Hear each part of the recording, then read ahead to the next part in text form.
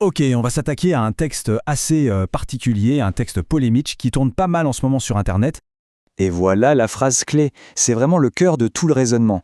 En gros, ce que ça nous dit, c'est que tout ce qui se passe actuellement, ce n'est pas un vrai conflit, ce n'est pas le fruit du hasard, non, c'est la dernière scène d'un spectacle qui aurait été écrit d'avance.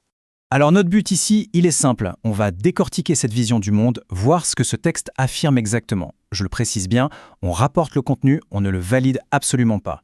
L'idée, c'est de comprendre la mécanique de l'argumentaire, sa logique propre, même si elle est, pour le moins, controversée. Alors, c'est quoi cette thèse ? L'idée centrale, la voici. Les grandes puissances, celles qu'on pense être en opposition en fait, elles ne le seraient pas. Elles travailleraient main dans la main, en secret, comme des acteurs qui jouent un rôle dans une immense pièce de théâtre. Et d'après l'auteur, cette pièce de théâtre, elle a un but bien précis et pas des plus joyeux. L'image est forte, hein. Tous les belligérants qu'on voit s'affronter sur la scène mondiale, ils ne seraient en réalité que des complices. Ils suivraient tous un scénario écrit à l'avance. Bon, mais alors qui sont les metteurs en scène ? Qui tire les ficelles ? Là-dessus, le texte est très clair et il pointe du doigt une alliance assez inattendue, on va dire. Voilà, donc les trois piliers de cette fameuse alliance des infidèles. Ce qui est frappant, c'est que ce sont des acteurs qu'on imagine d'habitude comme des adversaires. Mais selon cette théorie, ils formeraient en fait une coalition secrète, tous unis par le même objectif. Et ce mot majus, il faut qu'on s'y arrête une seconde. C'est hyper important de comprendre comment il est utilisé ici. Ce n'est pas juste une insulte balancée comme ça. Non, c'est une véritable arme rhétorique. Le but, c'est de dire « ils ne sont pas de vrais musulmans » et donc de les exclure, de les délégitimer complètement. Ok, on a les acteurs présumés. Maintenant, la question c'est qui sont les victimes dans cette histoire ? Parce que si c'est une pièce de théâtre, il y a bien un public qui subit le spectacle. Et là, la liste est très précise. On voit tout de suite le tableau que l'auteur veut peindre, celui d'un conflit qui ne serait pas juste politique, mais profondément ethnique et sectaire. La cible, selon lui, est clairement identifiée. Ce seraient les Arabes et les musulmans sunnites. Cette liste dessine en fait une sorte de carte des peuples qui seraient les dindons de la farce. Et le but ultime de tout ça ? D'après le texte, il ne s'agirait pas seulement de pouvoir politique. Non, l'objectif serait bien plus radical, ce serait carrément l'éradication, l'effacement d'un peuple de la carte du Moyen-Orient. Et c'est cet objectif final, aussi extrême soit-il, qui expliquerait, selon l'auteur, une alliance aussi secrète et contre nature. Maintenant, on arrive à une partie centrale de l'argumentaire. Le texte va se concentrer sur un acteur en particulier qu'il désigne comme le grand méchant de l'histoire. Ce ne serait pas juste un membre de l'alliance parmi d'autres, non. L'Iran est présenté comme le bras armé, l'exécuteur en chef du complot. Et pour appuyer cette thèse, l'auteur déroule une chronologie. L'idée est de montrer que ce n'est pas nouveau, que ça s'inscrirait dans une longue histoire de trahison.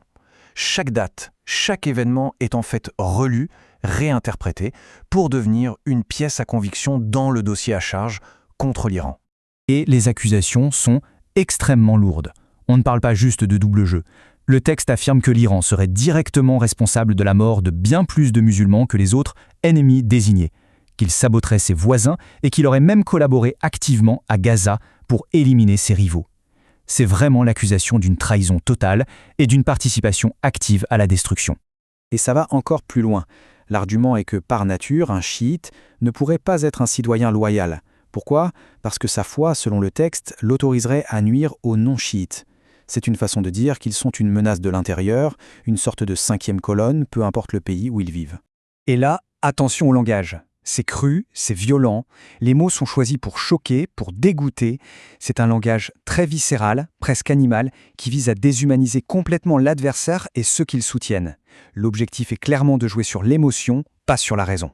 Alors face à toute cette complexité, comment savoir qui est qui ? Qui est dans le coup et qui ne l'est pas ? L'auteur propose une sorte de test, un révélateur, pour y voir clair.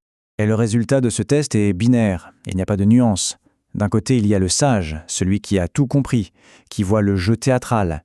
De l'autre, il y a l'imbécile, le naïf, celui qui croit que le conflit est réel et qui s'est fait réavoir. C'est noir ou blanc, il n'y a pas de gris. Donc, en clair, impossible d'avoir une position nuancée. La manière dont on réagit à ce que fait l'Iran devient la preuve ultime. Soit on est un traître de la même confession, soit on est un idiot. C'est ça le test. La réaction est un aveu qui révèle soit l'allégeance, soit la bêtise. Pour résumer, ce qui est vraiment fondamental à saisir, c'est que ce texte offre une grille de lecture totale.